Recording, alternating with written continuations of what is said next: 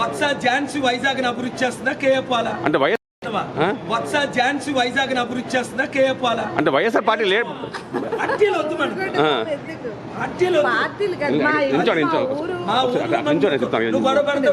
ఆశ్చర్యం ఏమిటంటే ఎందుకు ఇంత భయం నేనంటే మేమంటే మీకు ఎందుకు మీకు గుండెల్లో మీరు రైళ్లు ప్రయాణం చేస్తున్నాయి ఎందుకు ఇలాంటి అబద్ధ పబ్లిసిటీ ఎందుకు అవినీతికి విరోధంగా కుటుంబ కుల పాలనకు విరోధంగా ఈరోజు భరత్కి ఇక్కడ టికెట్ ఇచ్చారు.